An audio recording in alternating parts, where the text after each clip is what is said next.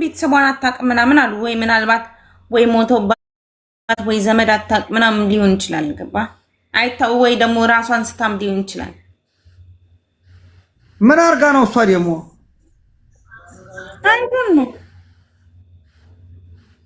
ያው ኬዝ ይኖራቸዋል የራሳቸው። ወይ ግን አንተ ግን በጣም ከባድ ነው ህጉ። አዎ የሰው ነፍስ ከባድ ነው ከምንም በላይ ደግሞ ግን እኮ ላታደርገውም ትችላለች።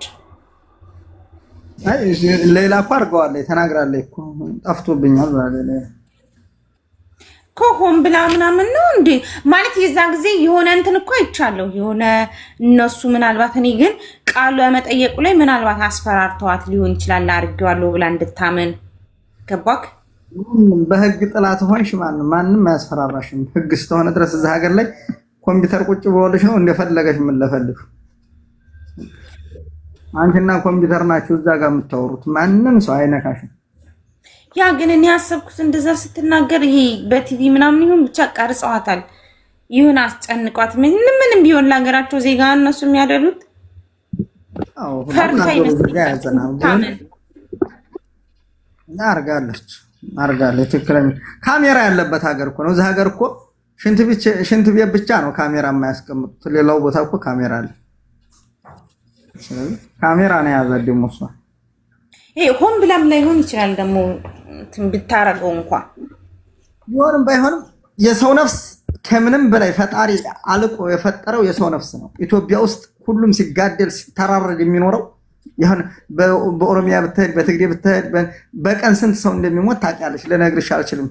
ስለዚህ ለሰው ነፍስ የሰው ነፍስ ግድ የሚልሽ ከሆነ በኋላ ደም በደም አንሆንም ነበር ኢትዮጵያ ውስጥ። አሁን ስንት ህዝብ ነው የአማራ ህዝብ ያለቀው ወደ ኦሮሞ መጪ ወደ ትግራይ ብከጂ ለምን የሰው ህይወት አያሰጋቸውም? እዛ ሀገር ላይ ግን የሰው ነፍስ ያሰጋቸዋል። የሰው ነፍስ ነፍስ ናት። ያንቺና የኔ ነፍስ ከፍም ዝቅም የሚያባብለው ነገር የለም። ሩህ ናት። ነይ ሰላም ትኖሪያለሽ። እኔ አሁን መካ ሄጄ እመጣለሁ።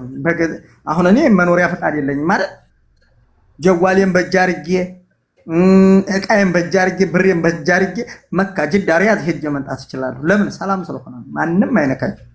ኢትዮጵያ በኋላ እኮ አንዳንዴ ምን አለ መሰለክ ይሄ ቤት ሰራተኛ ስትሆን አያድርስ ነው እንደ ሴት ልጅ ብዙ የሚፈታተናት ነገር ሊሆን ይችላል። ብቻ ግን ከባድ ነው። አንዳንዴ ቋንቋ ለማወቅ ፍራቻ በውስጥ ሊኖር ይችላል ምናምን ብቻ ከእውነቱን የሚያውቅ መድኃኒዓለም ነው። መጀመሪያ ስትመጪ ኢትዮጵያ መጀመሪያ የአየር ትኬት ሳትቆርጭ በስተፊት ፈርመሽ ነው የሀገሩን ህግ ልታከብሪ ፈርመሽ ነው። ያ ግን ቋንቋ እሱ እኮ ሆን ብላ እኮ ላታደርግ። ለምሳሌ እኔ አሮጊት ቤት ከገባሁ አንዳንድ ተንኮለኛ ሰው ያቺ አሮጊት አንሸራቷት እንኳን ብትወርቅ ልጆቹ አንቺ ነሽ ካሉኝ ምንም ማድረግ አልችልም። እዛ ጋር ጭንቀት ስላለብኝ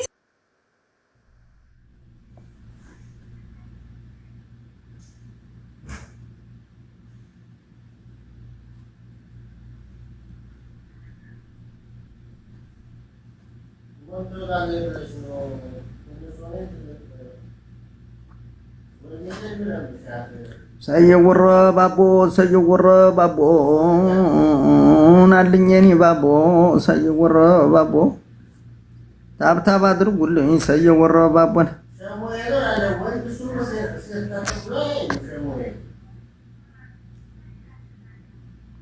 ሰየወረ ባቦ ሸራ አድርጉልኝ ለሰየወረ ባቦ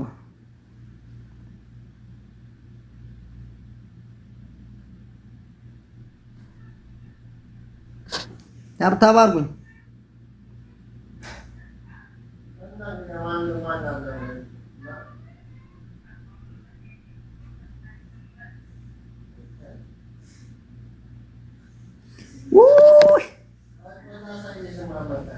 ብዙ ሰው ነው 50 40 ሺህ ነው 40 ሺህ ሰው አይቶታል። የኔና የነጃትን ቪዲዮ ቅድም ነው የለቀቁት። ይሄ ሁላ ሰው ቫይራል ወጣ።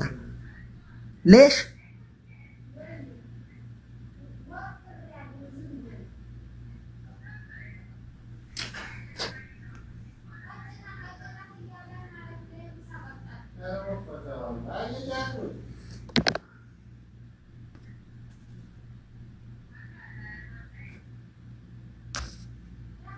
ይሰማ